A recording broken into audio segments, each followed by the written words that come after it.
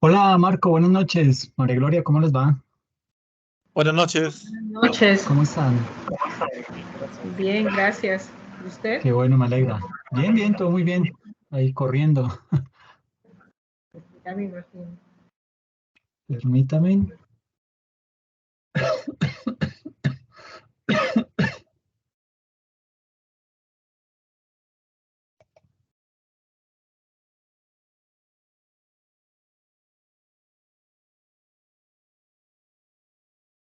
Bueno, ya las notas están publicadas en la plataforma. No sé si han tenido oportunidad de verlas. Yo sí la pude ver, profesor. Gracias. Ok, ok, bien. También Entonces, yo. qué bien, chévere. Muchas gracias. Sí, básicamente el tema, digamos que en el examen les fue bien, sí, a la gran mayoría. Y eso está bastante bien. Y la actividad, pues, digamos que eh, hubo, y esto siempre me pasa, no sé por qué a veces escatiman en, en escribir o en hacer, digamos que no limitarse solamente a lo que se solicita ahí, sino que pues tratar de expandirse un poco. Eh, no, digamos que solo una persona a la que le hice de pronto hay una serie de recomendaciones mucho más amplias, pero porque precisamente vi que esta persona como que queda la sensación que no dio el máximo. Es básicamente eso, ¿listo? Puede ser que, y digamos que eso lo decía yo desde la primera sesión, y era, puede ser que usted escriba tan solo un párrafo, ¿sí? Pero a veces ese párrafo como que uno dice, pucha, ¿por qué no escribió más? ¿Por qué no explicó más? Es eso, simplemente. Entonces, digamos que ese era el tema. Ya pues las notas están publicadas, ya entramos al segundo corte. Permítame, busco la presentación y arrancamos, ¿les parece? Ok, gracias, profesor. ¿Le puedo pedir un favor? Cuéntame, Si es cuéntame, posible, ¿no? cuéntame. Eh, no sé si sea posible que nos pase un ejemplo de un trabajo, tanto de video como de trabajo, que usted considere que es el ideal, porque, a ver, yo le he presentado un trabajo y de repente quiero mejorarlo, pero, a ver, como yo recién he entrado a la universidad en este semestre, Ok. de repente otros compañeros ya tienen un poco conocimiento de cómo se entregan los trabajos acá en la universidad y de repente yo no estoy haciendo lo correcto o puedo mejorar un poco más. Me gustaría tener un ejemplo de algún trabajo ideal que a usted le haya entregado y también videos, ¿no? Para hacerlo de la misma manera, ¿no?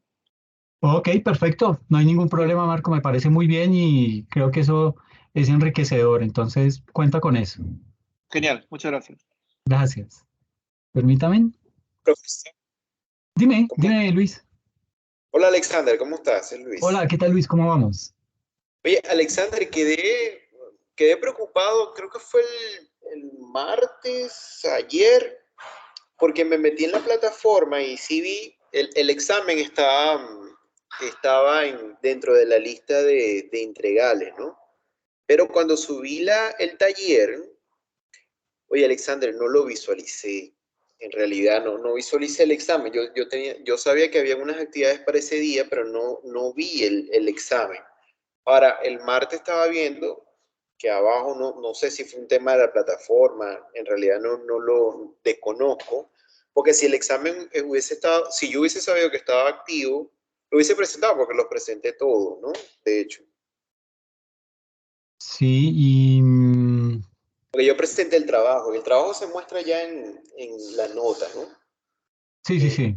Llama la atención, Alexander, que de verdad que el examen no lo vi configurado en la plataforma, al menos cuando subí el trabajo. El examen era en la misma fecha del trabajo. Sí, claro, fue lo que digamos que era como las recomendaciones que les daba la semana pasada, en donde les decía que todo estaba programado para el domingo, que tuviesen mucha precaución frente a que pues el lunes es festivo acá en Colombia y pues eso podía de pronto eh, hacerlos que se confiaran en que iba a estar habilitado hasta el lunes y ese tipo de cosas. Y pues digamos que eso no fue así. Eh, pero se me hace raro, Luis, porque pues tus otros compañeros lo hicieron. Como te digo, Alexander, o sea, de verdad que yo revisé porque subí trabajo y presenté examen ese día, tanto de procedimiento tributario y planeación tributaria. Presenté los exámenes y hice los trabajos. O sea, es extraño que no lo hubiese hecho sabiendo que estaba para ese día. O sea, no, de verdad que no lo vi en la plataforma. Ok, sí, Y estoy mirando. por lo menos yo soy profesional, contador público, auditor, y de normas, pues a eso me dedico, ¿no? Entonces, de verdad que no presentarlo también es como que medio incongruente. Sí, Luis, no fuiste el único que me lo presentó. Eh, Por eso quedé frío el martes que revisé la plataforma, viendo las notas y todo cargado, y quedé anonadado con el ítem del examen. ok, entonces, por favor, me esperas al final y revisamos bien el tema Vale, para ver qué Alexander, fue lo que ocurrió, ¿ok? gracias. Ok.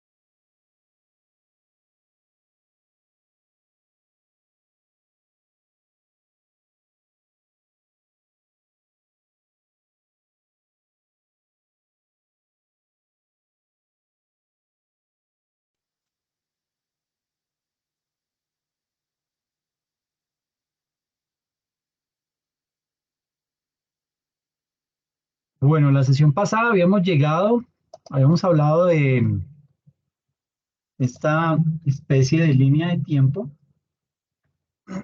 en donde pues, hacíamos como un recorrido de cómo había sido la evolución de la implementación de las NIF, pero pues enfocados más como a un tema muy internacional. ¿Listo?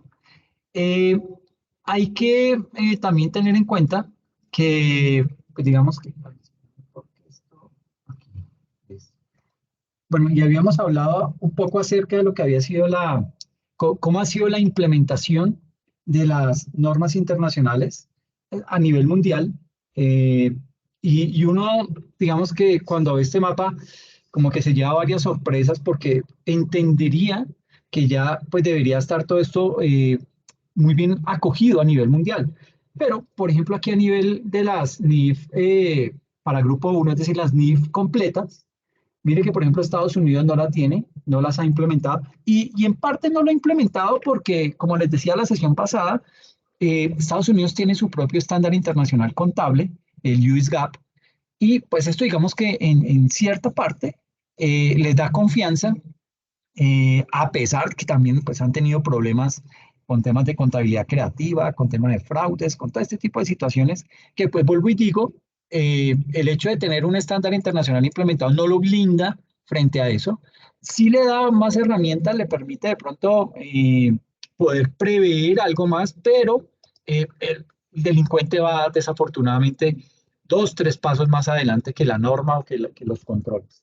Y veíamos también como con China, yo les decía que había un caso muy particular, y es que China engañó a Estados Unidos en el sentido de querer presentarse a la Bolsa de Valores de Nueva York, cotizar las acciones de las empresas más valiosas de ellos, TikTok, Alibaba, eh, Xiaomi, todo este tipo de empresas que son muy conocidas a nivel mundial, pero que no cotizaban en bolsas internacionales, pues precisamente porque digamos que la contabilidad que ellos manejan no está acoplada al estándar internacional y pues esto genera muchas suspicacias.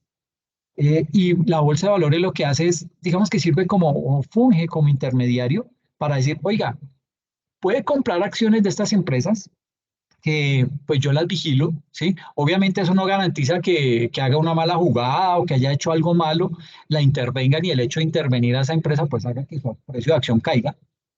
Hasta allá no llega la bolsa de valores, no puede meter las manos al fuego por las empresas de esa manera, pero sí se encarga de decir, bueno, aquí cotizan empresas que cumplan con ciertos requisitos. ¿Y China qué hizo? China dijo, no, mire, yo todavía no tengo implementado el estándar internacional, lo quiero implementar, ya lo estamos estudiando, pero mientras eso, ¿por qué no me dejan cotizar las acciones de estas empresas? Y deme un año y yo ya en un año me he normalizado con el estándar internacional y procedemos a presentar los estados financieros bajo el estándar internacional. Así lo tuvieron durante un año. La Bolsa de Valores accedió, la de Nueva York accedió a eso y se pasó el año y fue la Bolsa de Valores y le dijo a China, bueno, ¿y los estándares qué? Dijo, no, ¿sabe qué? Yo no los voy a implementar. Entonces, después de que transaron cualquier cantidad de millones de dólares en acciones de esas empresas, después le dijeron, no, ¿sabe qué? Más bien no, yo me devuelvo y pues si quiere sáqueme. Entonces, es algo incómodo, pero mire qué le pasa a las grandes entidades que uno cree que son muy estrictas, que son, que no son vulnerables, pero eso le hizo China a la Bolsa de Valores de Nueva York. Ya hablando un poco más de, digamos que entrando más en detalle en aspectos meramente contables. Ah, bueno, aquí digamos que esta es la implementación de las NIF para pymes.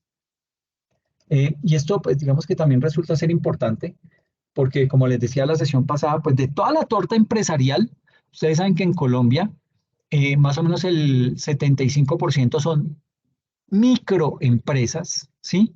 Hay como un 10, hay como un, bueno, creo que hice mal la cuenta, es como un 85% del mercado empresarial en Colombia son microempresas, ¿sí? Y un 10% son pymes y el otro 5% son grandes empresas.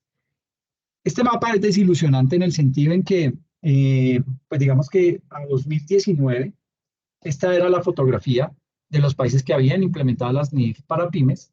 Mire que todo Sudamérica, a excepción de Bolivia, que Bolivia es como el rebelde del tema, gran parte de Centroamérica, hace falta obviamente México y bueno, todo Norteamérica, gran parte de Europa, a excepción de Inglaterra o el Reino Unido, y todo, mucha parte de Asia.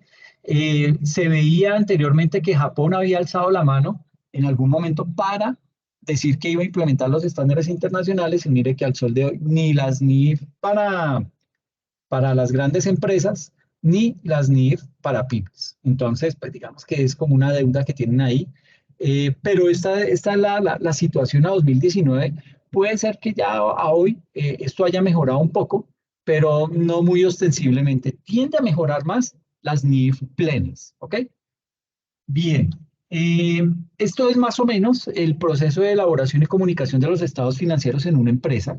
Y aquí, como ven en este slide, pues lo que se hace es que se ilustra más o menos lo que es ese entorno de supervisión interna, pero a la vez externa, que tiene una empresa, y eso pues digamos que le sirve mucho a la organización, ¿sí? Esta supervisión interna y externa, que son como los garantes de que todo el proceso contable y la emisión de estados financieros funciona, ¿ok? Esto digamos que es una foto del proceso de elaboración y comunicación de los estados financieros de las empresas que cotizan en bolsa, ¿ok? Es decir, de las NIF plenas, de las Grupo 1. Y aquí, pues, básicamente se refleja como una visión muy macro, una visión muy general de lo que es precisamente esa socialización, esa divulgación de los estados financieros a los usuarios externos y todas esas etapas de ese proceso de contabilidad que también de alguna manera se le informa a la autoridad tributaria, a los organismos que regulan a la empresa por estar ubicada en determinado sector, a las entidades del mercado, a los bancos, a los proveedores, etcétera, etcétera. Entonces, digamos que ese proceso de contabilidad es supervisado internamente por los órganos de gobernanza de las empresas. Si es que existen, no siempre eh, digamos que es mandatorio que existan, pero obviamente cuando esos órganos de control eh, los tiene una empresa, los ha creado y los ha implementado, pues digamos que eso le da más garantía a de pronto a un proveedor al momento de darle alguna línea de crédito, pues digamos que eso le permite confiar más en esos estados financieros. Eh, y también, pues digamos que cuando no existe esa supervisión interna, pues digamos que es muy recomendable que la supervisión externa entonces sea mucho más frecuente, sea una supervisión que se hace al interior de las empresas con el propósito de, pues precisamente, emitir una opinión a través de esa supervisión externa, llámese una auditoría independiente o una auditoría externa a los estados financieros, que le permita dar o emitir esa opinión en donde se diga que pues precisamente esos estados financieros han sido elaborados con base a los principios de contabilidad o con base en los estándares internacionales que rigen para ese año, para ese momento, y pues que esos estados financieros pues son fiel copia de lo que representa la contabilidad en esa organización. Entonces, miren cómo, digamos que aquí todo parte, y voy a borrar esto. Básicamente todo parte desde el momento en que se empiezan a realizar al interior de la empresa una serie de transacciones y operaciones. Transacciones y operaciones que, pues, vuelvo y lo digo, y esto me lo han escuchado en muchas ocasiones, eh, la contabilidad en una empresa es el reflejo de la administración, ¿sí? Es decir, si la administración es desordenada, pues lo que va a parar a la contabilidad pues, va a ser puro desorden y de pronto el contador, si es muy bueno, muy comprometido, trata de organizar mucho el tema y de ponerle algo de orden, pero si no lo escuchan, no son muy receptivos porque hay organizaciones de esa categoría, por lo menos en Colombia. No sé allá, Marco, en Perú, como sea, de pronto es un poco más organizado, pero acá en Colombia hay empresas que son muy olímpicas y cuando digo olímpicas es que son muy frescas en sus cosas, piensan que, digamos que se hace o se debe hacer simplemente lo que dice el dueño de la empresa, el dueño de la organización, y pues esto a veces trae muchos problemas. Entonces, si no Somos muy existe parecidos, Perú y Colombia. así, Sí, muy parecidos en todo sentido. ay, qué vaina, hombre, sí, boludo, y digo, la región nos afecta porque desafortunadamente en eso Es nos una región. pegamos a esas malas prácticas. Cuéntame. Iba a decir justo eso mismo, Alexander, es un mal de la región. Sí, qué cosa, pero bueno, pues nos toca empezar a ir como cambiando un poco esa forma de pensar, porque sí, a veces los cuerpos de administración en las empresas eh, presionan tanto y de una manera tal que a veces el contador termina cediendo, que a veces se realizan algún tipo de transacciones que no son de pronto las más transparentes o hay algo por ahí medio raro y el contador a regañadientes termina aceptando eso a sabiendas de todo lo que eso le puede llegar a representar y lo puede llegar a perjudicar a nivel profesional. Pero Realmente, realmente yo creo que mucho depende del dueño, ¿no? Por ejemplo, en la empresa que yo trabajo es sí, muy ordenada y, como se dice, se hacen las formas de la manera correcta, pero lo he podido lograr porque he tenido el apoyo del dueño. En otras empresas que he trabajado, si no he tenido el apoyo del dueño, no lo he podido lograr, ¿no? sí, Entonces, es mucho depende del apoyo, ¿no? qué bien. Oye, Marco, y a propósito, ya que tocas el tema, eh, tú eres, es decir, ¿la empresa para la que trabajas es colombiana o por qué estás No, a ver, a ustedes allá, no sé si conocen el nombre el rubro es Zapac, que es una empresa de fondos colectivos. Chivo Cheviplan, no sé si conocen Cheviplan allá en Sí, Colombia. sí, señor. Ya, entonces, en Perú tenemos una empresa que es administradora de fondos colectivos, que es como un Zapac en Colombia, y hemos comprado nosotros una empresa en Bogotá, que es una Zapac, y la estamos reflotando esa empresa porque no tenía ventas, y queremos tener la misma cantidad de ventas o lograr el mismo objetivo que hemos logrado acá en Perú, ¿no? Que somos la segunda empresa más grande de fondos colectivos y esperemos que lo mismo nos suceda allá en Colombia, ¿no? Qué bueno, chévere. Sí. No, pues que sí, me generaba un poco de intriga el tema. Yo decía, ¿y por qué estudiará en Colombia, sí, Sí. pero, Ahora, pero bueno. el único problema que tengo es que no voy a poder firmar, según lo que he averiguado, ¿no? O sea, voy a poder titularme, homologar, pero tengo entendido que para poder estar en el Colegio de Contadores de Colombia, según lo que he averiguado, todavía no estoy soltero, pero tengo que ser residente. Y no puedo ser residente porque yo vivo acá en Perú, ¿no? Pero yo creo que eso lo tienen que replantear porque así hay mucha gente. Sí. Y hoy en día, con todo el tema de la globalización y las nuevas tecnologías, pues se presta para hacer este tipo de cosas, pues, qué sé yo, de manera remota y todo eso. Exacto.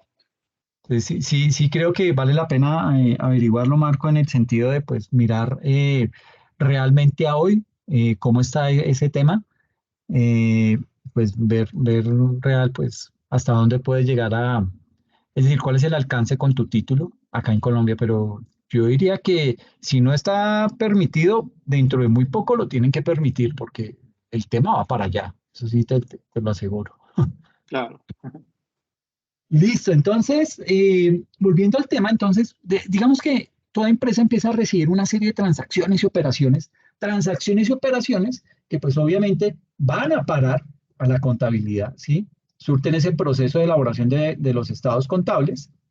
Obviamente, pues después habrá que entrar a evaluar todo el tema de las políticas contables, mirar cuál es mirar ese principio de reconocimiento de cada una de esas transacciones para poder ir, digamos que, clasificando en las respectivas cuentas que deben quedar, lo mismo al proceso de medición y su divulgación. Y básicamente, con todo esto ya un poco más depurado, ya se procede a generar esos estados financieros que pues gozan de una divulgación pública. Estados financieros que a quién le interesan. Pues por un lado a los analistas financieros de la misma organización para que con base en eso puedan tomar decisiones, proyectarse, etcétera, pero muy importante, todo el grupo de inversionistas, de accionistas o de acreedores, dependiendo del tipo de empresa. ¿Por qué? Porque ellos necesitan saber cómo va la organización y con base en eso poder tomar la decisión de si siguen invirtiendo, si mantienen su inversión ahí quieta en esta organización o si más bien la sacan y deciden invertir en otro tema. Y esto me da pie para hablar de algo muy crítico que está pasando hoy en día en Colombia y y esto es un paréntesis gigante que hago, pero es que este tema de las empresas y sobre todo las empresas que cotizan en bolsa, eh, digamos que hoy en día estamos viviendo una situación un poco delicada. ¿En qué sentido? Ustedes saben que a nivel económico, a nivel de macroeconomía o de geopolítica, los países se organizan en tres grandes grupos. Están los países que pertenecen a las economías desarrolladas, los países que pertenecen a las economías emergentes y los países que pertenecen a las economías frontera. ¿Ok? ¿Qué es una economía frontera? Un país que ha tenido problemas, un país que su moneda no es la más fuerte, no es de las más sólidas, como que tiene problemas y a eso se le suman temas, o temas no, problemas económicos grandes. Eh, para no ir tan lejos, miren, por ejemplo, una Argentina. Y este tipo de situaciones reflejan eso. Entonces, son países que como que dependiendo su dinámica, escalan o descienden, ¿sí?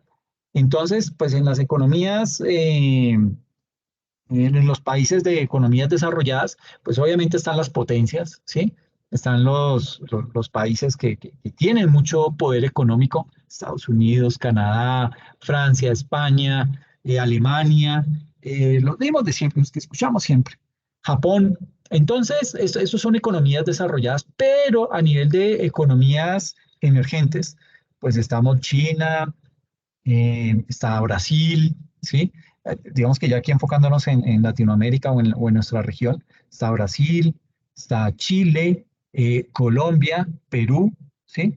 Digamos que estamos, y México, somos los cinco. Y cuando usted mira y empieza a indagar acerca de cifras o análisis que se hacen a nivel macroeconómico, va a encontrar que por lo general todos toman a la región con base en esos cinco países, en esas cinco economías.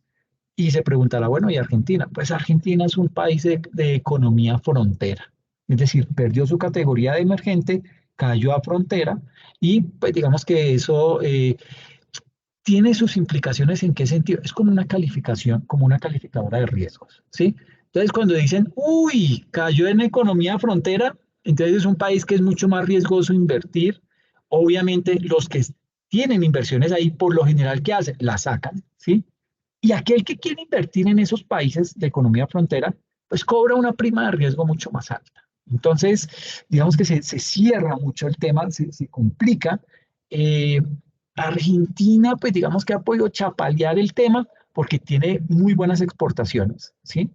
Al igual que Brasil, exportan demasiado y su economía es muy cerrada. Y esto, pues digamos que de una u otra manera lo ha logrado beneficiar y le ha ayudado, pero Colombia va para allá.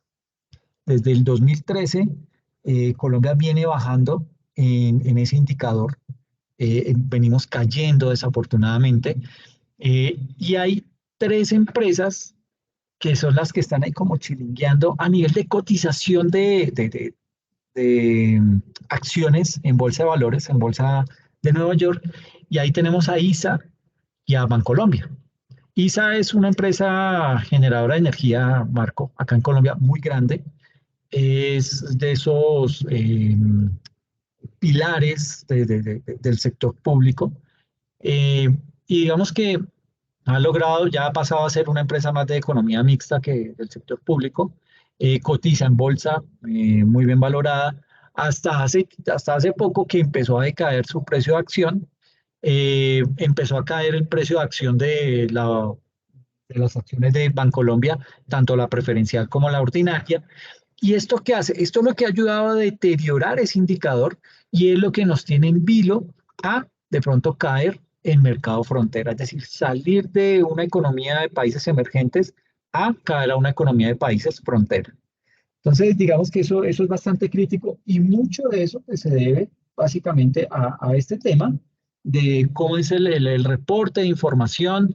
Eh, Obviamente, pues digamos que todavía tenemos un lapso de tiempo como para medio recuperar, no sé cómo se recuperará, pero digamos que el indicador lo vuelven a recalcular ahorita en marzo del próximo año. Ahí sabremos si esas acciones bajan de precio, la de ISA y la de Bancolombia, que son las que están más bajas ahora, si siguen cayendo, posiblemente nos afecte tanto el indicador que nos vamos a ir a pasar ahora a engrosar el grupo de países frontera. Es una situación compleja, Perú no está tan mal, pero Colombia sí, desafortunadamente, si no mejora esto, y a esto añádale el tema de la reforma pensional, que pues, lo más probable es que desfinancie el sector financiero a estos grandes, como decimos acá, cacaos a nivel de economía, bueno, cacaos del sector económico como el sector financiero, en donde esos grandes grupos económicos, entre ellos Bancolombia, que tiene su propio fondo de pensiones, pues se va a ver descapitalizado, se va a ver desfinanciado, porque muchos de esos recursos que hoy en día administra van a pasar a Colpensiones, al sector público, y esto pues va a ayudar a deteriorar un poco más el tema. Entonces sí, creo que ese puede llegar a ser un criterio porque pues ningún gobierno va a querer decir, uy, no, yo estaba en mercado emergente y ahora me bajaron a frontera, entonces, pues grave. Duque nos hizo quedar mal con las calificadoras de riesgo, bueno, no Duque puntualmente, sino en ese gobierno quedamos vetados a nivel quedamos señalados a nivel de centrales de estas calificadoras de riesgo, pues con este, si nos bajan a mercado frontera, pues nos va a pasar algo así, algo muy por ese estilo. Eh, yo creo que va a ser peor, porque pues se va a ver fuga de capitales, ¿sí? Y los que quieran llegar, que van a ser inversionistas muy arriesgados, pues van a llegar exigiendo más cosas y pues obviamente eso va a dañar el panorama. Entonces yo creo que si algo puede llegar a hacer cambiar el tema de la reforma pensional va a ser este tipo de situaciones porque esto salió apenas el día de ayer la noticia y pues, es complicado el panorama. Pero bueno, ya volviendo otra vez a nuestro escenario, entonces digamos que tenemos ya todo este eje en donde pues básicamente recibimos una serie de transacciones que de una u otra manera las organizamos en nuestra contabilidad y esa contabilidad nos suministra una serie informes o de estados financieros que van para un público específico y con base en esa información se toma una serie de decisiones. Ahora, ¿qué pasa a nivel de la empresa? Pues que si yo tengo al interior de la organización, cuento con una supervisión externa proveniente de un proceso de auditoría independiente o externa, puede ser una auditoría externa, o si yo por obligación debo tener una revisoría fiscal, pues obviamente eso me da mucha más garantía o me permite, amigas, gozar de una confianza adicional de una empresa que no tiene ese tipo de auditoría externa o que no tiene revisoría fiscal. Si yo la tengo como empresa, eso me da un plus adicional. ¿Por qué? Porque ese revisor está garantizando que esos estados financieros cumplen a cabalidad con el estándar internacional, con esas normas internacionales de información financiera, en realidad con todo el estándar internacional que son esas normas de aseguramiento y digamos que eso brinda confianza a esas personas, llámese nuevos inversionistas, llámese Estado colombiano por el tema de la tributación, llámese entidades financieras porque nos prestan, etcétera, etcétera. También es importante, y lo mencionaba muy bien ahorita Marco, el tema de la visión de ese consejo de administración. Si es un consejo de administración que está muy bien enfocado, si es un consejo de administración que sabe para dónde va y que para poder llegar a cumplir esas metas y esos objetivos necesita tener una contabilidad transparente, una contabilidad que sea manejada de forma seria y sobre todo de una forma muy responsable, pues digamos que eso facilita las cosas. Entonces, ese consejo de administración le va a permitir a la empresa pues crear también sus comités de auditoría, sus procesos de auditoría interna que no necesariamente pues tiene que ser desempeñada por un contador. Muchas veces es a nivel de un ingeniero industrial con el propósito de manejar todo el tema de procesos y todo esto. Ya cuando ese tema, digamos que está muy bien organizado, ahí sí se salta a indagar en otras áreas mucho más puntuales, de pronto una tesorería, un área contable, la nómina, etcétera, etcétera. Pero, pues digamos que la auditoría interna tiene un problema o tiene un estigma y es el que, pues como hace parte de la nómina, pues digamos que su independencia se ve mucho más limitada que la misma independencia de un auditor externo.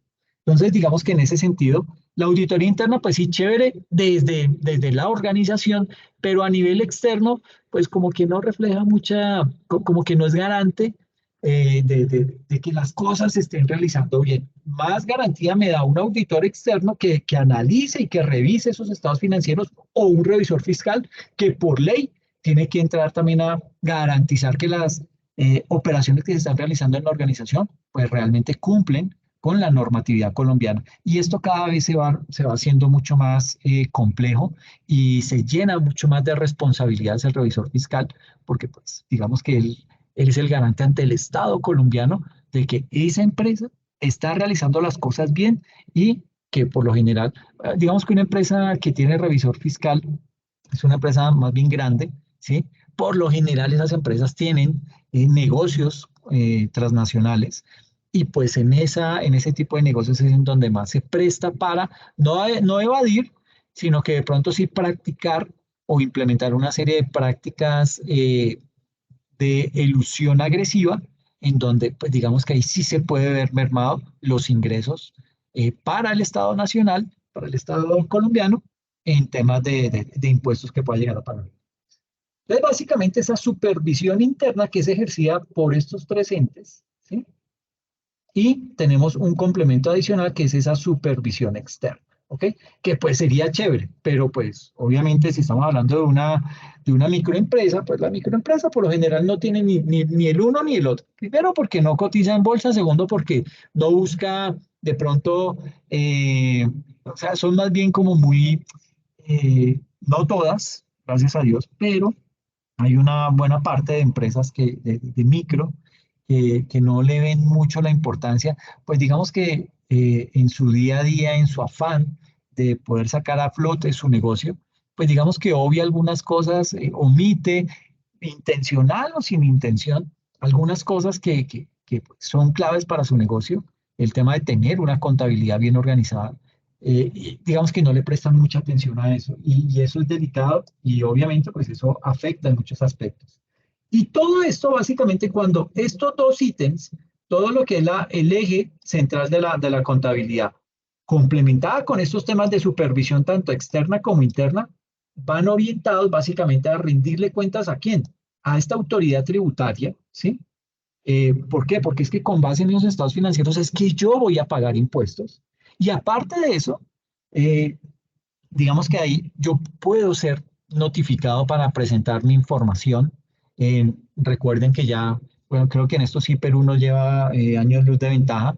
Eh, no hace mucho implementamos facturación electrónica, nómina electrónica, ahora se está hablando ya de una contabilidad electrónica, y eso pues digamos que en cierta medida eh, facilita el tema y va orientado mucho a mejorar el recaudo a nivel de impuestos en Colombia, pero también digamos que hay mucho más control ahora, ¿ok? ¿Por qué? Porque la DIAN ya tiene demasiada información y eso pues va encaminado básicamente a que ellos puedan hacer mucho más análisis con toda esa información que tienen.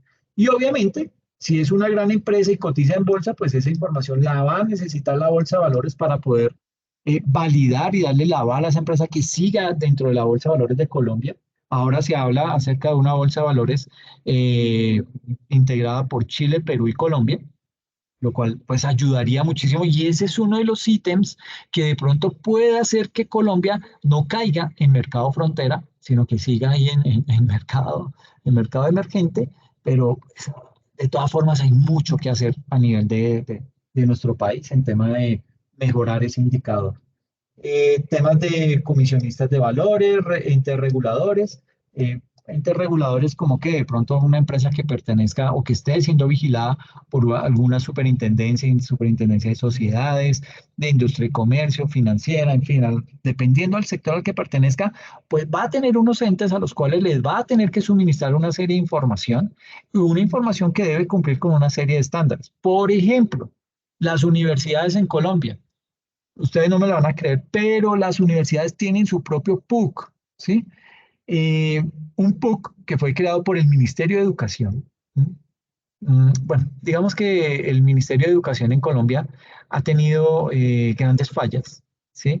Fallas en el sentido en que se supone que el ministerio es el ente que regula a las entidades, a las instituciones de educación superior, y han habido varias instituciones que han cometido muchos errores, por ejemplo, que los recursos que captan, si bien son llamadas entidades sin ánimo de lucro, se supone que estas entidades, sus recursos y sus utilidades las deben reinvertir en pro de hacer crecer la entidad y mejorar la calidad de la educación, pero muchas de esas entidades sacan sus recursos utilizando una serie de triquiñuelas y desvían esos recursos. Y así se han encontrado muchas universidades y esto llevó a que, a que el ministerio empezar a exigir un poco más a nivel de información y empieza a ejercer ya realmente como una función de un ente regulador al interior del país en este segmento de la economía y digamos que ha empezado a exigir mucho más ese tipo de información. Entonces ya le pide a usted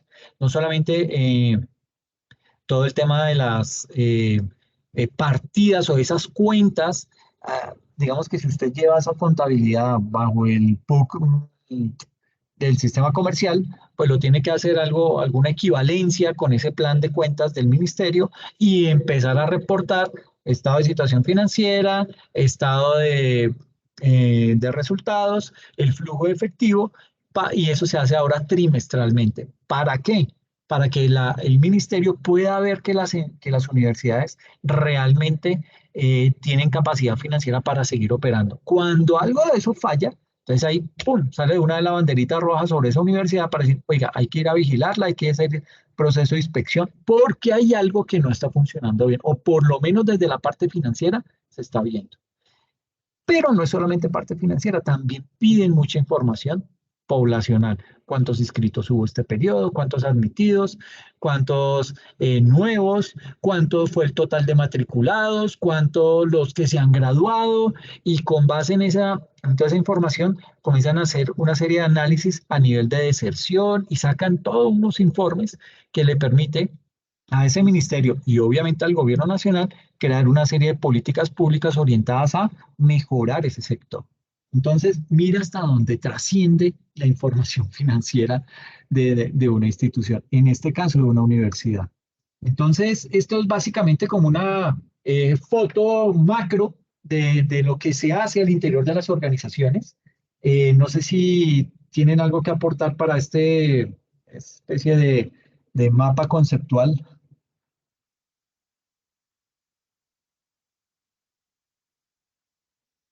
¿Está claro? Sí. Perfecto, muy Sí. bien.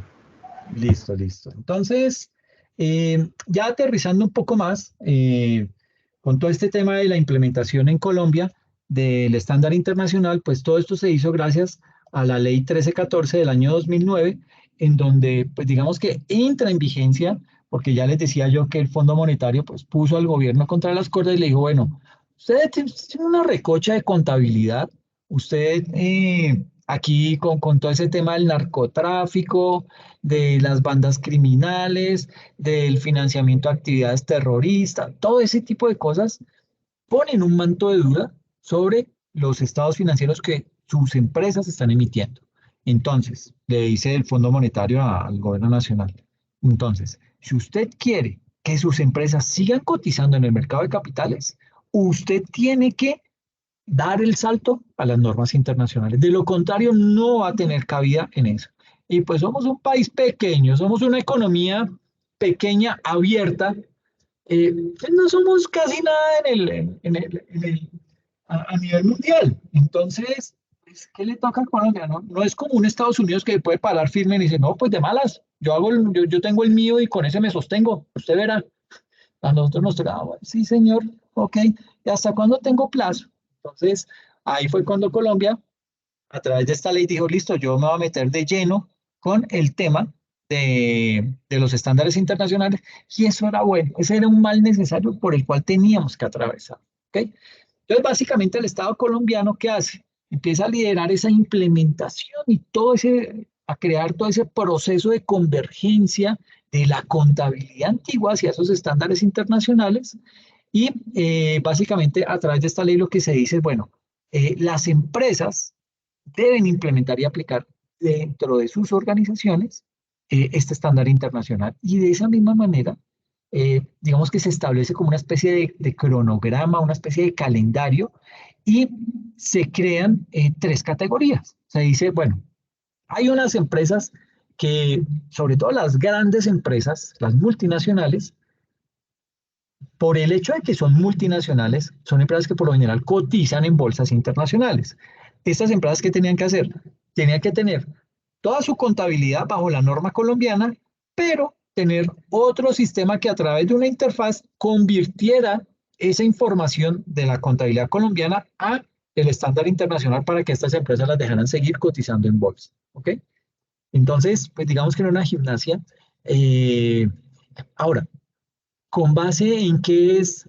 Digamos que, si bien es cierto, estos estándares internacionales eh, gozan de mucho prestigio y de mucha credibilidad a nivel internacional, no significa que a todos los países les sirve tal cual. Cada país tiene una comisión. En el caso de Colombia, pues está el Consejo Técnico de la Contaduría Pública y el Ministerio de Industria, del Ministerio de Comercio, Industria y Turismo, que son esas las dos autoridades que en Colombia se encargan de hacer que este proceso de implementación de los estándares internacionales funcione y siga madurando. Pero son ellos a los que les notifica el IASB y les dice, oiga, voy a sacar una nueva NIF. Y esta gente comienza a pararse en las pestañas. ¿Por qué van a cambiar las cosas? Entonces le mandan un borrador y le dicen, mire, esto es lo que queremos hacer. Usted tiene plazo hasta tal fecha para que me diga qué impacto tiene esto en su economía, en la contabilidad de sus empresas, qué puede llegar a pasar. Entonces ellos comienzan a hacer una serie o sea, estudian muy bien el documento, comienzan a hacer mesas o rondas a nivel de diferentes empresas, de diferentes sectores, en diferentes ciudades, para poder evaluar ese tipo y para poder sobre todo medir el impacto que tendría la implementación de esa nueva posible NIF que acaba de socializar el IASB. Entonces, se toma ese estándar y se empieza a evaluar desde varios aspectos. Sector público, sector privado, las cooperativas, las entidades sin ánimo de lucro, todos entran a mirar cuál puede ser el impacto y comienzan a hacer una serie de recomendaciones o una serie de, digamos que, de menciones frente a esa implementación, y esas menciones las recopila el Consejo Técnico de la Contaduría y el Ministerio de Comercio y se las envían al IASB. Le dicen, mire, muy chévere, muy bonito, pero esto puede tener tales y tales afectaciones a mí como economía propia. ¿Ok? Entonces, el hecho de implementar o de tener un estándar internacional, digamos que el ideal sería que se implementara tal cual lo crearon, ¿sí? Pero vuelvo y digo, hay cosas que no caben, porque la economía colombiana, si eso se implementa, puede llegar a traer, qué sé yo, descalabros económicos a nivel de varias empresas, sectores económicos que se van a ver muy afectados. Y como todo esto repercute en la plata que le entra al Estado, pues no están dispuestos a admitirlo. Entonces, muchos de estos lo analizan también que al final no terminan implementando el 100% o al 100% esa norma, sino que extraen lo que más les beneficia y eso es lo que se implementa. Entonces, por eso es que a veces vemos que la norma salió ya en Estados Unidos o salió en Europa, pero acá en Colombia todavía no ha llegado, pues precisamente porque puede que ya haya salido emitida, pero aquí se hace un ajuste, llámelo una personalización. ¿Ok? Entonces se toma esa norma y se personaliza con base en las necesidades propias del país. Entonces, ya teniendo esos, digamos que esa clasificación, esos grupos que se armaron con base en conglomerados económicos, básicamente ahí lo que se hace es definir claramente cada uno de los procesos que debe seguirse en la fase de implementación de las NIF, llámese en el grupo 1, en el grupo 2 o en el grupo 3. ¿Ok? Entonces, pues digamos que aquí surge lo que se denomina como una obligación 1, en donde nos dice que con la entrada en vigencia de esta ley, de la ley 1314, el Estado colombiano lidera la implementación y el proceso de convergencia hacia estándares internacionales de contabilidad. La obligación número 2 que trae esta ley 1314, se establece un calendario de estricto cumplimiento.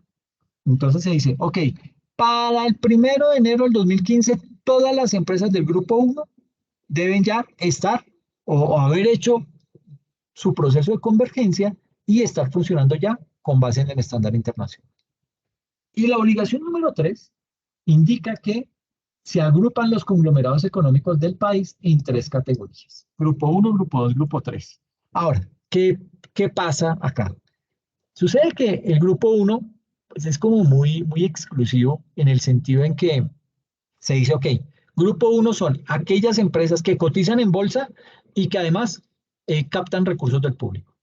¿Sí? Entonces como que se dice, escucha, pero yo soy una gran empresa, solo que no cotizo en bolsa, pero tampoco capto recursos del público, o sea, no tengo acciones. Entonces, ¿qué? No, pues desafortunadamente usted no va a quedar en el grupo 1, sino usted va a ir a parar al grupo 2, que son las pymes. Entonces, eso como que en el sector empresarial, aquí vivimos de esas vainas. Aquí somos, ay, no, yo qué voy a hacer grupo 2, yo soy una gran empresa, yo genero tanto empleo, no sé qué, ese más. Entonces, comenzó a verse en el sector empresarial colombiano ese tipo de molestias. Entonces, el gobierno nacional dijo, ok, listo. Si usted está muy sensible, si a usted no le gusta quedar en el grupo 2, que porque es una pyme, entonces, pues sencillo, pásese al grupo 1, usted se ajusta a eso, me va a cumplir todas las normas del grupo 1 de la contabilidad y la implementación del estándar internacional de grupo 1 y no se me va a poder salir porque es que de pronto usted la ve grave y dice, no, entonces sí mejor me devuelvo al grupo 2. Le dice, no señor, usted tiene que cumplir un plazo. Creo que ese plazo es de 2 años, si es que no lo bajaron aún, pero mínimo tiene que cumplir eso. ¿Okay? Entonces, se permitió eso con el ánimo de un poquito de limar esas sensibilidades que se habían despertado y que se habían encrespado porque muchos se sentían heridos por haber quedado en grupo 2. Y a nivel de grupo 3, pues grupo 3, como les digo, no es que exista las NIF para grupo 3, no, es más, se llaman simplemente normas de información financiera, no son internacionales, se le quitó ese apellido, pero son como la contabilidad viejita, yo le digo la contabilidad viejita con esteroides. Es decir, le hicieron muchos ajustes pensando en los estándares internacionales y eso fue lo que quedó para las microempresas. Reitero, microempresas que pues son el grueso del mercado empresarial acá en nuestro país. Entonces, básicamente, digamos que la finalidad de adoptar al interior de una organización las normas internacionales de información financiera, pues es básicamente generar una información que tenga una característica de una información útil, ¿sí? ¿Para qué? Para la toma de decisiones. Ahora, esa nueva manera de registrar las transacciones, de analizar esos estados financieros, de interpretar esa información contable y financiera, implica, en palabras de uno de los presidentes del Consejo Técnico de la Contaduría Pública, que es una de las autoridades en la implementación del estándar acá en Colombia, él decía lo siguiente, dice, mire, el gran reto que debe afrontar la profesión contable, las autoridades de regulación y supervisión, así como otros interesados de la información financiera de las empresas, es el de facilitar las condiciones necesarias para gestionar los cambios que demanda la aplicación de nuevos principios por personas naturales o jurídicas obligadas a llevar contabilidad, ¿sí? De un conjunto de reglas fuertemente influenciado por requerimientos de las autoridades de regulación o por disposiciones fiscales, se pasará a aplicar un conjunto de principios derivados del objetivo de generar información útil para la toma de decisiones, ¿sí?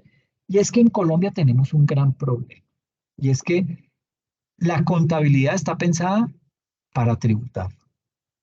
Y ese no debería ser el principio, ese no debe ser el objetivo.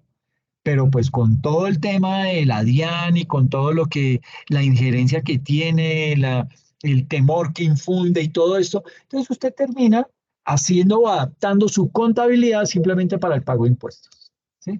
Y eso hacia allá no lo deberíamos llevar. La contabilidad es información para la empresa, ¿sí? Es con la que usted va a tomar decisiones, es esa información suya como empresa que usted mismo ha recopilado, una información que usted ha clasificado, que ha depurado, que tiene ya organizada y que ha logrado emitir una serie de estados financieros. Pero lo importante acá de todo esto es que esa información que le transmite esos estados financieros sea una información que le permita a usted tomar decisiones y sobre todo proyectarse a futuro, ¿ok? Poder determinar, ok, yo puedo verme a 3 a 5 años de la siguiente manera. O yo voy a realizar una inversión de la siguiente categoría, ¿sí? Entonces, eso es lo que realmente se busca con la implementación de este estándar internacional. La contabilidad antigua no permitía hacer eso, ¿sí? Porque vuelvo y digo, primero, no había un ente encargado o que liderara, como lo hay hoy en día con el Consejo Técnico de la Contaduría y con el Ministerio de Comercio, Industria y Turismo, que son las autoridades que vigilan la implementación de estos estándares internacionales. Entonces hacen visitas o delegan a las entidades que supervisan a las otras empresas, entonces casos super sociedades, super financiera, qué sé yo, super salud, super industria y comercio, etcétera, etcétera. Estas entidades van y visitan a esas empresas, validan que en efecto estén implementando el estándar internacional, que lo estén llevando con los principios que debe ser desarrollado y con base en eso, pues digamos que emiten ese check de que aprobado y que la empresa básicamente está desarrollando, pues, ¿cómo lo digo? Que está desarrollando de manera correcta la implementación de esa contabilidad y pues que con base en eso está pagando impuestos.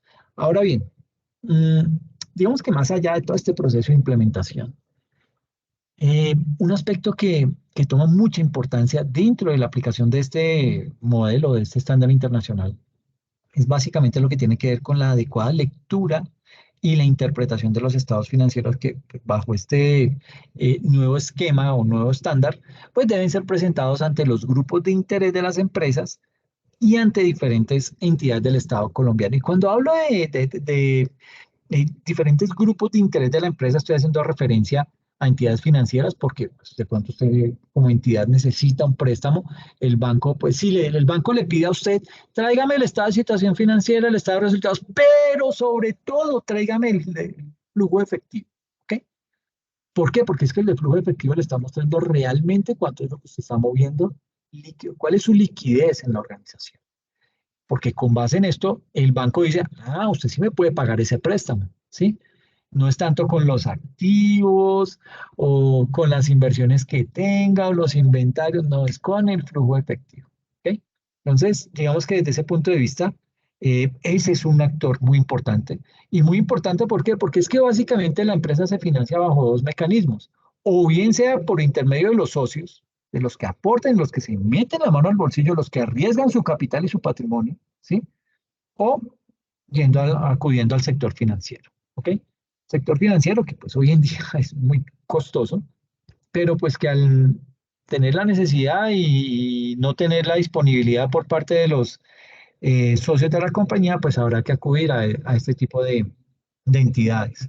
Pero pues básicamente se orienta hacia allá esos grupos de interés. Entonces tenemos los bancos o el sector financiero, tenemos los sindicatos, piden esos estados financieros, básicamente para también pues poder determinar incrementos laborales, determinar estabilidad de la empresa, etcétera, etcétera, poder mirar hacia dónde o cómo se pueden hacer los próximos pliegos de peticiones para esas organizaciones, aunque sindicatos, pues hoy en día no es que hayan muchísimos como deberían haber, y que eso también es un indicador que se mide a nivel internacional, pero pues digamos que eh, los estados financieros también se contempla a los sindicatos como un grupo de interés de la empresa.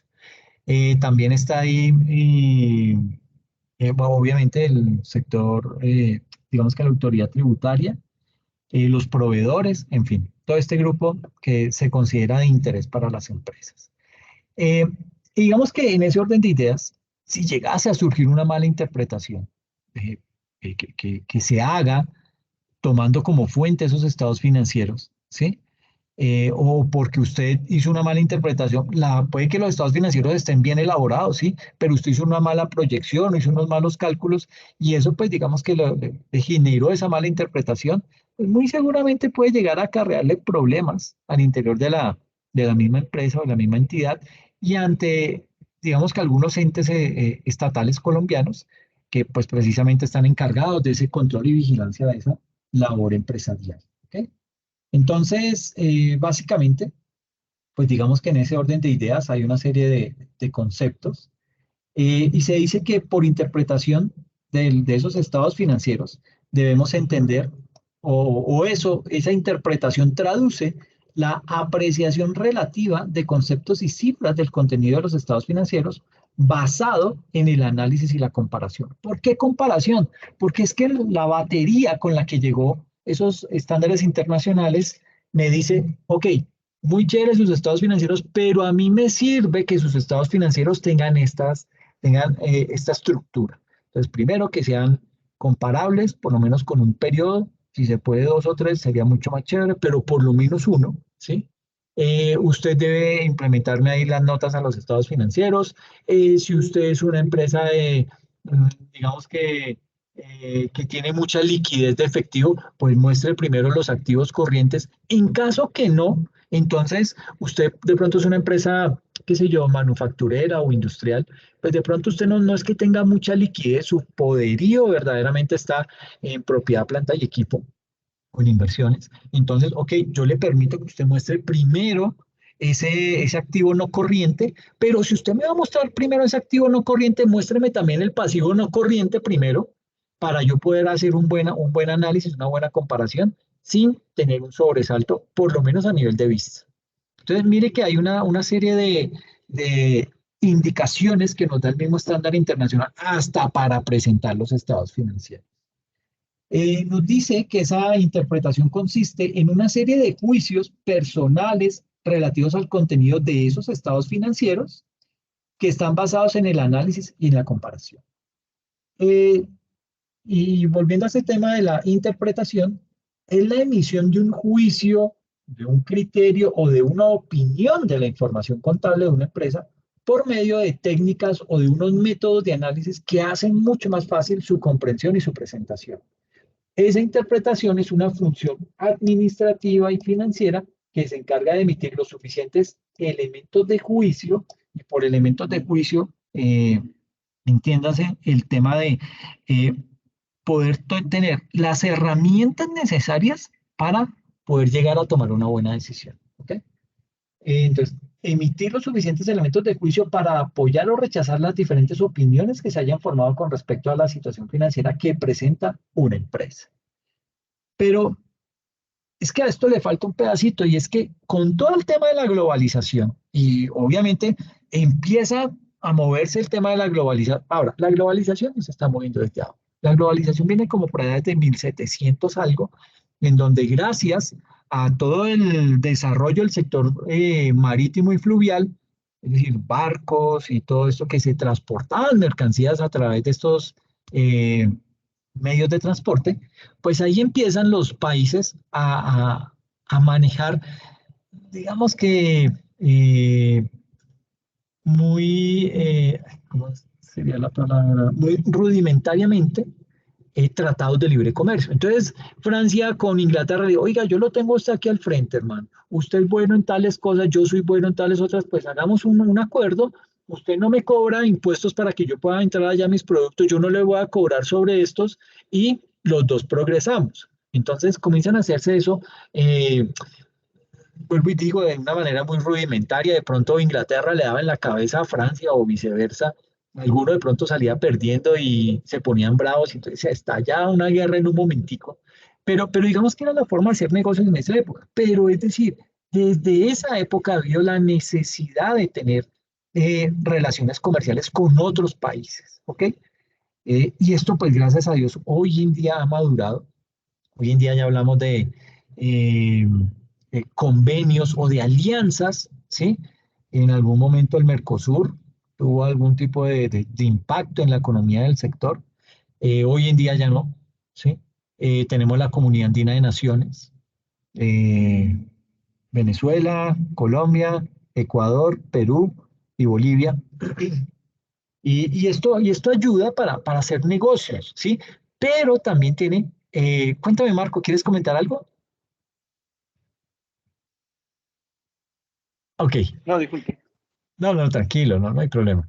Entonces, digamos que esa Comunidad Andina de Naciones sirve no solamente para hacer ese tipo de negocios, sino que adicional a eso, estos tratados tienen un componente tributario que le permite a la comunidad o al sector empresarial de esos países que haga transacciones en países que pertenecen a la comunidad, y que no se tribute en ambos países, sino que solamente se tribute en un país, y en el otro ya no se debe pagar impuestos sobre esos recursos. Entonces, digamos que frente a eso hay todo un mar de oportunidades, hay un mar de beneficios que muchas veces no se conocen o se tienden a obviar, y pues se dejan de utilizarlo. Entonces, pues básicamente con esa globalización y con lo rápido que han ido evolucionando los negocios, bueno, no solamente los negocios, ¿no? También todo lo que tiene que ver con esas relaciones económicas que de una u otra manera se han ido fortaleciendo cada vez más, y gracias a que pues, los países, a través de lo que les decía, esos tratados de libre comercio, o convenios o alianzas, eh, digamos que han permitido a las empresas poder acceder a otros mercados transnacionales. Ahora, no todo esto es color de rosa, ¿sí? Digamos que algunas de las dificultades a las que se han tenido que enfrentar esas empresas es precisamente el hecho de no contar con sistemas de información contable financiero que sean uniformes para su comunicación, ¿sí? Poder realizar análisis o interpretación de esa información financiera tal cual como sí se puede hacer cuando cuando existe cierta similitud o cuando existe cierto, cuando se habla de un mismo idioma contable y financiero. Pues digamos que ese fue uno de los primeros tropiezos que se empezó a tener, como que uno decía, ay, miércoles, él me está reteniendo en la fuente, pero ahora yo cómo reflejo eso acá para que la IA me crea que sí me retuvieron, ¿sí? Entonces, empieza ese tipo de retos para el país como tal. Y digamos que eso se empieza a generar ahí como un cierto escollo, ¿no? Que dicen, bueno, sí, esto sería más chévere, sí, porque digamos que los negocios fluyen, ¿sí? Hay muy buena voluntad, los productos de allá me convienen, los productos que yo tengo también les conviene a ellos. Entonces, eso, si a esa buena armonía que existe desde el punto de vista económico, le generáramos también una buena armonía desde lo contable y financiero, pues el tema va a fluir mucho mejor y va a ser mucho más fácil hacer transacciones entre países, ¿ok? ¿Por qué? Porque eso le va a permitir, digamos que utilizar una serie de políticas armonizadas, ¿sí? En donde la información reportada por las empresas, pues va a ser una información que va a ser comprensible, va a ser una información de fácil interpretación en cualquier lugar, parte del mundo, ¿ok? Eso, pues ese sería el escenario ideal, obviamente si eso, digamos que en muchos aspectos funciona.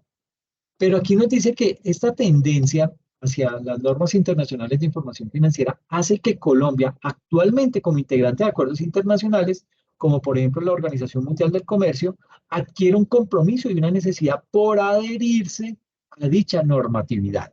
¿Ok? Entonces, yo les decía que el Fondo Monetario Internacional, está también la Organización Mundial de Comercio, están todos los multilaterales, en fin, entidades que nos presionan es lo que hay. Banco Mundial, que necesita un préstamo, ok, tráigame estados financieros bajo el estándar internacional. Comienza esto a aparecer. Entonces, todo eso abre esa ventana de oportunidades para empezar a mirar cómo yo empiezo a implementar ese tipo de políticas o ese tipo de normas contables al interior de mis organizaciones. Y finalmente, con toda esta acogida de este nuevo modelo, de este estándar, como lo señalan diferentes autores que se han dedicado a estudiar toda esta parte, digamos que prevalece la esencia y la materialidad de los hechos económicos sobre qué, sobre la forma. ¿Ok? ¿Y eso qué implica? Pues básicamente me implica que las necesidades de tipo empresarial le van a dar otro enfoque a la producción de esos informes financieros y más allá de, digamos que, de solamente atender o enfocarme en cumplir los requerimientos fiscales de entidades como la DIAN, ¿sí? O la Hacienda Pública, etcétera, etcétera, y van a hacer que las empresas dirijan más bien todos sus esfuerzos a la preparación y a la presentación de informes que reflejen de una manera mucho más clara, de una manera mucho más confiable, por usar una palabra más sofisticada, de una manera más fidedigna, la situación económica y financiera de esas organizaciones. Entonces, pues básicamente hay todo tipo de organizaciones en los países, ¿sí? Pero básicamente todas convergen en algo y es en el esfuerzo que tienen que hacer para poder emitir información financiera vía estados financieros para poder cumplir con necesidades tributarias, con necesidades de financiamiento, con necesidades para poder hacer o expandirse, ¿sí? De poder llegar a otros países y empezar a cubrir unas necesidades de mercado que se requieren en esos países. Y básicamente nos indica que en la preparación y presentación de los informes que reflejen de manera más fidedigna la situación económica y financiera de las organizaciones, ese va a ser el plus y esa es la ganancia que se tiene gracias al tema de los estándares internacionales. Pero hay problemas, como en todo lado, ¿sí? Digamos que las NIF cobran vigencia en Colombia a raíz de la expedición del decreto 3022 del año 2013. Entonces, mire, 2009 fue cuando levantamos la mano. Pasaron 4 años para que se emitiera este decreto 3022 del 2013. ¿Y este decreto qué hace? Pues es un decreto que básicamente obliga a las empresas colombianas a replantear la forma en cómo se registra y sobre todo en cómo se interpreta la información financiera. y lo hace como una forma de poderse insertar Colombia como país en las nuevas dinámicas que exige para esa época, el 2013, un mundo completamente globalizado, pero no solamente en lo económico, sino también en lo cultural y en lo social. Entonces, básicamente, mm, digamos que desde un enfoque económico, este autor Ruiz, y esto fue una mención que él hizo en el año 2008, destaca que muchos de los estados financieros que las empresas colombianas presentaban no correspondían a los modelos utilizados en otros países, lo que necesariamente acarreaba desconfianza al existir la posibilidad de no reflejar la real situación económica de las empresas. Considera que, dada la globalización y la firma de tratados de libre comercio con diferentes países, se hace imperativa la adaptación de tales estándares y así poder llegar a generar empleo y desarrollo que aporta al crecimiento económico y social de nuestro país. Pero sobre todo se pedía transparencia, ¿sí? Vuelvo y les digo, Colombia venía atravesando una situación compleja, eh, se estaba combatiendo la guerrilla, se le estaba ganando la pelea a la guerrilla, pero echando mano de grupos paramilitares, grupos al margen de la ley, que eso es completamente ilegal, porque igual esos grupos hay que sostenerlos económicamente y pues de una u otra manera, ¿quién los sostenía? O el tejido empresarial colombiano o el mismo Estado colombiano en su momento. Entonces digamos que eso había ese manto de duda y aparte pues todos los atentados, los secuestros, todo ese problema que había. Y si nos vamos más de para atrás en la historia colombiana, pues vamos a llegar al tema del narcotráfico en su pleno esplendor, mal llamado, pero digamos que se le inyectaba mucho dinero a la economía colombiana gracias a ese tipo de actividades ilícitas. Y entonces usted comienza a ver cómo florece cartel de Medellín, cartel de Cali, cartel del norte del Valle, cartel de no sé qué, de si sé más, y todo este tipo de nuevos traquetos que empiezan a salir y a mover la economía del país, porque eso mueve, ¿sí? Porque es que no es solamente que le inyecten dinero a la economía, sino que esta gente comienza a lavar dinero y en ese proceso de blanqueamiento de dinero comienzan a crear empresas, ¿sí? A comprar equipos de fútbol. A propósito, si tienen oportunidad por ahí de escucharse un podcast, se llama, esperen que yo lo tengo. Hay un podcast muy chévere, lo hace Alejandro Pino, referente al fútbol colombiano. Y ahí explica realmente cómo es que opera o cómo era que los tentáculos del narcotráfico aún hoy se ven en los equipos de fútbol. Entonces, sí, vale la pena, ya les digo quién es el que lo hace, pero esto es un flagelo que estamos viviendo en el mundo moderno hoy en día. El podcast se llama Meterse al Rancho. Este es un actor colombiano que lo hace, pero tiene una dinámica muy chévere de desarrollar ese tipo de entrevistas y hace ahí una entrevista con Alejandro Pino, que es un periodista deportivo que está vetado en los grandes medios, precisamente porque ese no se queda callado. Y entonces él ahí hace toda la narrativa. Si usted quiere conocer realmente el impacto que ha tenido el narcotráfico y las actividades ilícitas en el fútbol colombiano, ese podcast es para usted. Le va a servir muchísimo. Pero bueno, básicamente, digamos que, y devolviéndome al decreto 3022, porque lo mencioné, pero me fui por otro lado, disculpen, volviendo a ese decreto, digamos que ese decreto 3022 del año 2013 establece una serie de conceptos como todo lo que tiene que ver con los instrumentos financieros, ¿sí? Todo lo que tiene que ver con las inversiones en asociadas, el tema de inventario, la propiedad planta y equipo, temas como obligaciones laborales, contingencias, ingresos, todo eso a través de una serie de procesos de tipo administrativo, de tipo financiero, de tipo contable y operativo, que ¿qué hacen? Eso en conjunto me empieza a arrojar una serie de indicadores de rentabilidad, me empieza a arrojar también indicadores de crecimiento y sobre todo indicadores de endeudamiento. Y de ahí usted puede seguir sacando muchos más indicadores. Pero son indicadores que por ya haberse implementado un estándar internacional, un estándar que le permita a usted llevar una contabilidad de una forma mucho más clara y transparente, pues ya se puede empezar a confiar en esos indicadores de una manera mucho más abierta y digamos que no como nos pasaba anteriormente, que eso prácticamente era dar un salto de fe, el leer un estado financiero y fuera de eso tratar de hacer algún tipo de proyección. Entonces, básicamente, y con esto que hemos hablado, se puede deducir que la implementación de ese estándar internacional, y puntualmente las NIF, va dirigido principalmente a usuarios de la información financiera, como cuáles, como los proveedores, los dueños de la empresa, llámese accionistas, socios, etcétera, entidades financieras, el gobierno, los mismos empleados, obviamente empleados pues, a través de sindicatos o organizaciones claramente configuradas al interior de las empresas que pues pueden hacer ese tipo de uso. Aquí viene ya lo que es una especie de evolución normativa contable en Colombia.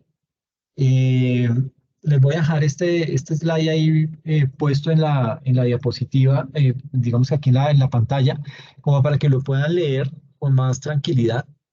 Y ya en la próxima sesión seguimos ya, digamos que ya nos vamos a meter de lleno con el ejercicio para poder determinar qué había que tener en cuenta para poder surtir ese proceso de convergencia de la contabilidad antigua a el estándar internacional. ¿Listo? No sé si de pronto tienen alguna inquietud, alguna duda o algo que quieran compartir antes de irnos y quedarme con Luis. No, profesor, gracias. No, Marco. Alex, Ninguno. dime Alex, viejo. Sorry, Alexander. Listo, María. Muy bien, no hay problema.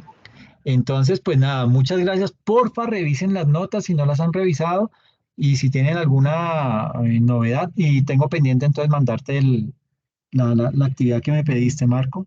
Gracias. Y de esta forma, pues que tengan eso ahí como insumo. Ese material se lo envío no solamente a Marco, sino a todos los del grupo para que lo tengan y pues eso les sirva de guía, ¿listo? Gracias. No, a ustedes. Cuídense mucho. Hasta luego.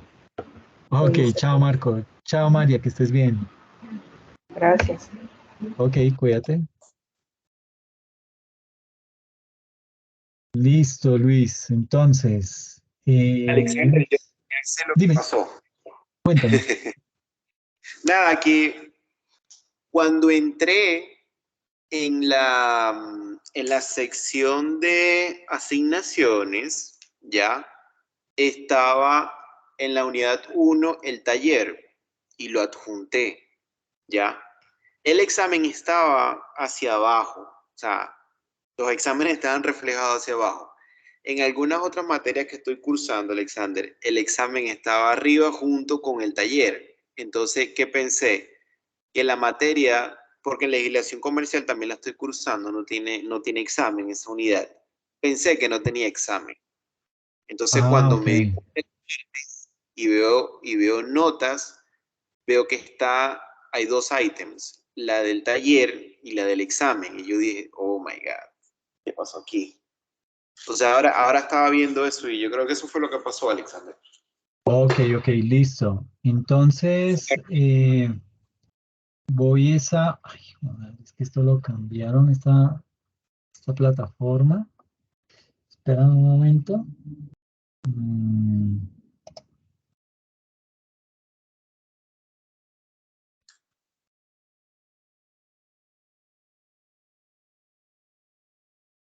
Entonces, Luis Morán.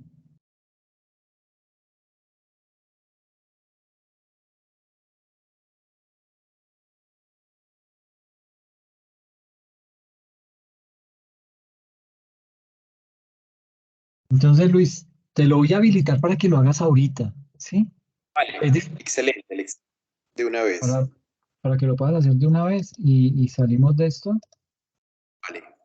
8. O sea, está hoy hasta las 11:59, ¿listo?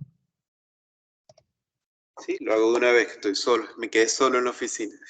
Listo, listo. Entonces, sí te voy a pedir un favor, Luis, si puedes ¿Sí? entrar ahí de una vez no, no para que lo hagas ya, pero sí para validar que ya te quedó habilitado, si puedes entrar al espacio académico de introducción a las normas internacionales, Ok, normas intencionales. a la sección, ahí en el menú, en la barra azul que está en la parte de arriba, a cuestionarios. Horarios. Ya estoy entrando, Alexander. Listo. Examen unidad 1, me parece. Sí. ¿Sí te aparece? Sí, sí, me aparece aquí. Listo. Iniciar el Listo. cuestionario. Ok, son 10 preguntitas, no te vas a demorar mucho, pero te voy a pedir un favor, Luis. Tan pronto lo termines, viejo, me mandas un correíto diciéndome, hey, Alex, ya contesté el examen, para acordarme, corregir la nota y actualizar en las plataformas, porque, pues, si no quedamos ahí descuadrados con esa nota, ¿listo? Te aviso, Alexander, ¿sí? Gracias. Perfecto. Ok, Luis, listo. Abrazo. Bueno, cuídate Gracias. mucho, hombre, que estés muy bien. Chao.